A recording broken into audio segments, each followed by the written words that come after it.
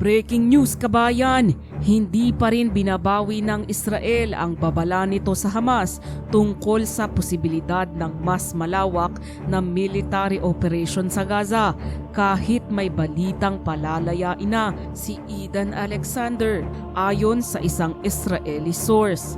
Ayon sa source, itutuloy ng Israel ang planado nitong military operation sa Gaza kung hindi papayag ang Hamas sa ceasefire plan na may kasamang agarang pagpapalaya ng 10 hostages. Sinabi ni Prime Minister Benjamin Netanyahu na epektibo ang bagong plano dahil binabago nito ang diskarte ng Israeli Army mula sa maliliit na operasyon patungo sa pagkontrol at pananatili sa ilang lugar.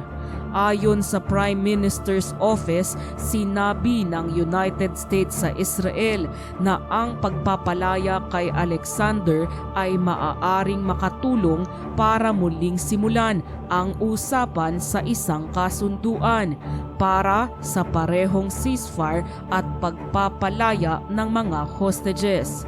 Sabi sa opisyal na pahayag, sinabi ng US na ang hakbang na ito ay maaaring magbukas muli ng usapan batay sa orihinal na Witkoff Plan na inaprubahan na ng Israel. Dagdag pa ng Prime Minister's Office, naghahanda na ang Israel sakaling matuloy ito pero malinaw ang kanyang posisyon. Ayon sa pulisiya ng Israel, tuloy ang laban kahit ongoing ang talks at buong-buo ang commitment namin na makamit ang lahat ng layunin sa digmaan na ito. Ayon sa isang source mula sa Egypt, ang pagpapalaya ng Hamas sa American-Israeli hostages ay isang goodwill gesture para kay US President Donald Trump. Aniya, layunin nitong ipakita ang magandang intensyon ng grupo at lumikha ng positibong atmosphere para sa mga susunod na pag-uusap. Mukhang gusto rin nitong hikayatin ang mas bukas na komunikasyon sa pagitan ng mga kasangkot. Dagdag ng Egyptian source, 5 araw pa lang ang lumipas mula nang magkaroon ng direct communication sa pagitan ng Hamas at United States. Ibig sabihin, sa kauna-unahang pagkakataon sa mahabang panahon, nagkaroon ng direktang usapan na walang middleman, isang malaking development sa patuloy na krisis. Samantala, ayon sa mga malapit sa Hamas, plano ng grupo na palayain si Idan Alexander, inaasahang magiging malaking hakbang ito sa ongoing effort para mapababa ang tensyon at muling buksan ang pag-uusap tungkol sa mas mahabang ceasefire o hostage deal. Bilang paghahanda sa pagpapalaya, darating sa Israel ang 2 special US envoy, sina Steve Witkoff at Adam Boehler, kasama ang pamilya ni Idan Alexander. Layunin nilang tulungan at tiyakin na maayos ang proseso ng pagpapalaya. Magbabiyahe rin si Donald Trump papunta sa Middle East pero nilinaw niyang hindi siya dadaan sa Israel sa pagbisita niyang ito. Kahit ganito, sinabi ng mga opisyal sa Jerusalem na hindi pa rin sisimulan ang military operation sa Gaza hanggat hindi natatapos ang regional tour ni Trump. Kamakailan lang ay sinabi ni US Special Envoy to the Middle East na si Steve Witkoff sa mga pamilya ng hostages na hindi siya sang-ayon sa kasalukuyang diskarte ng Israel sa giyera sa Gaza at naniniwala siyang ceasefire at hostage deal ang tamang next step, ayon sa isang ulat nitong linggo. Aniya, gusto naming maibalik ang mga hostage pero hindi pa handa ang Israel na tapusin ang giyera.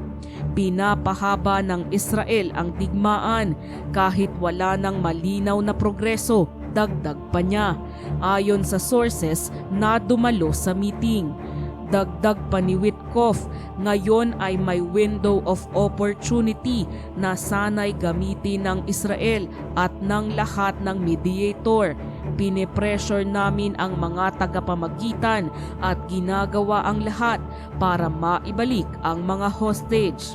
Ayon sa pamilya, ngayon lang sila nakarinig ng ganitong klaseng kritisismo mula kay Witkoff laban sa pulisiya ng Israeli government. May isang ulat na nagsabi na ayon sa senior Israeli officials, kung walang agreement bago matapos ang pagbisita ni US President Donald Trump sa Middle East, magsisimula ang Israel ng ground operation at tatagal ito ng ilang linggo bago pa magkaroon ng susunod na exit point.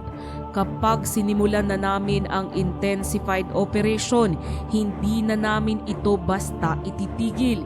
Hindi Hamas ang magdidikta ng timing. Bagamat tumugma ang pahayag nila na sinabi ni Witkoff na may window of opportunity ngayon, sinabi rin ng officials na responsibilidad ng mga tagapamagitan na ipaabot ito sa Hamas. Ayon sa ulat, bukas ang Israel sa iba't ibang proposals, kabilang ang tinatawag nilang watered down Witkoff proposal. Pero kung patuloy ang pagtanggi ng Hamas sa kasunduan, wala nang ibang choice kung hindi ang isang mas matinding operasyon na hindi agad matatapos. Ang tinatawag na Witkoff proposal ayon sa ilang sources ay naglalaman ng plano na palayain ang kalahati ng mga buhay na hostages kapalit ng isang extended na truce.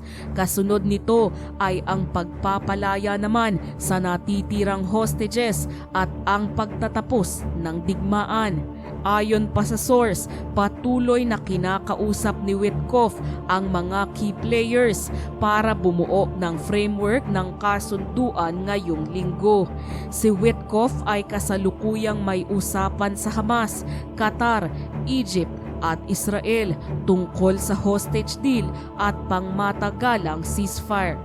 Ikaw, kabayan, anong tingin mo rito? Nararapat na bang patulan ng Israel at ng Hamas ang tinatawag na Witkoff proposal ng United States para sa gayon ay magtapos na ang digmaan at sa wakas din ay magkaroon na ng kapayapaan?